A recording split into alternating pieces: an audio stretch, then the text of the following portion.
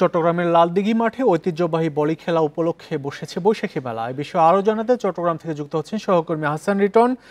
Written, বলি খেলা কখন শুরু হচ্ছে আর কি কি আয়োজন আছে আজকে সারাদিনে, বিস্তারিত জানাবেন। বান্ডেল থাকলে প্রতি সেনমানিতে টাকা বাঁচবে।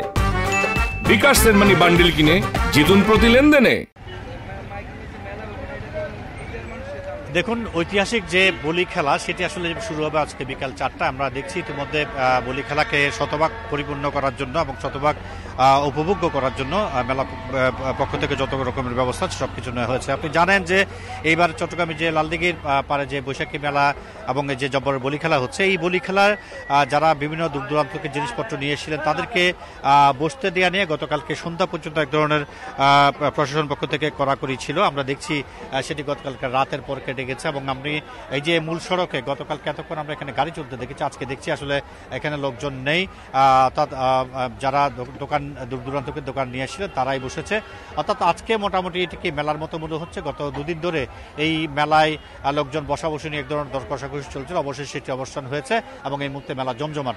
মেলা যত বাড়ছে আমরা দেখছি নগরীর নানা জায়গা থেকে, নগরী এবং চট্টগ্রামের বাইরে থেকে লোকজন আসছে এবং তারা তাদের নিত্য প্রয়োজনীয় যে সমস্ত জিনিসপত্র সেগুলো কিনে যাচ্ছে, কিনে তারা স্ব স্ব বাড়িতে ফিরে যাচ্ছেন। আপনি জানেন যে এবার 116তম বছরে এই জব্বরের বলি খেলা পদার্পণ হতে যাচ্ছে এবং আমরা দেখছি ইতিমধ্যে এই বলি খেলায় অংশ নেওয়ার জন্য অন্তত 100-র উপরে বলি তারা রেজিস্ট্রেশন করেছেন এবং তারা এখানে জামার পেছনটায় যে মঞ্চ রয়েছে সেই মঞ্চে তারা সমবেত হচ্ছেন এবং আজকে বিকাল 4টায় আনুষ্ঠানিকভাবে যে বলি খেলা সেটি অনুষ্ঠিত হবে এবং এর মধ্য দিয়ে 116তম যে আসর সেটি পরিপূর্ণ হবে বলে সবাই মনে করছে।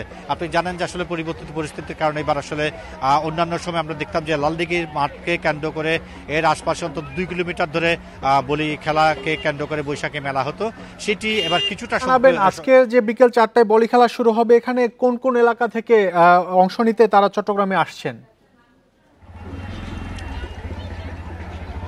দেখুন, আসলে বাংলাদেশের সব জেলা থেকে এখানে লোকজন আসবে। আপনি জানেন যে আসলে গত বেশ কয়েক বছর ধরে চট্টগ্রামে সে টেকনাফ থেকে শুরু করে এদিকে শরীয়তপুর, গাজীপুর সহ নানা জেলা, অর্থাৎ যেখানে কুস্তিতে লড়তে আগ্রহী যে সমস্ত লোকজন আছেন আমরা দেখেছি প্রতি বছর তারা আসেন এবং তারা এখানে তারা যে মল্লযুদ্ধ সেটিতে অবতীর্ণ হন এবং শেষ পর্যন্ত চ্যাম্পিয়ন রানার্স আপ নির্বাচিত হন। সেখান থেকেই তাদেরকে পুরস্কার দেওয়া হয়। পাশাপাশি তৃতীয় এবং চতুর্থ স্থান নির্ধারণের একটি বিষয় রয়েছে, তাদেরকে পুরস্কৃত করা হয়। পাশাপাশি যারা অংশ নেবেন তাদের সবার জন্য একটি সান্ত্বনা পুরস্কারও কর্তৃপক্ষ থেকে দেওয়া থাকে এবং আমরা দেখছি যে শতবর্ষী এই খেলা আর মানুষের মধ্যে যে ঢল সেটি আসলে ক্রমশ বাড়ছে।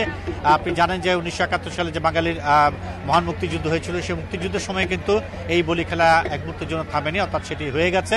আর ঠিক একইভাবে আমরা দেখেছি শুধুমাত্র করোনার সময় 2 বছর মানুষের স্বাস্থ্যহানি হতে পারে এমন একটা আশঙ্কায় এই খেলাটি বন্ধ ছিল।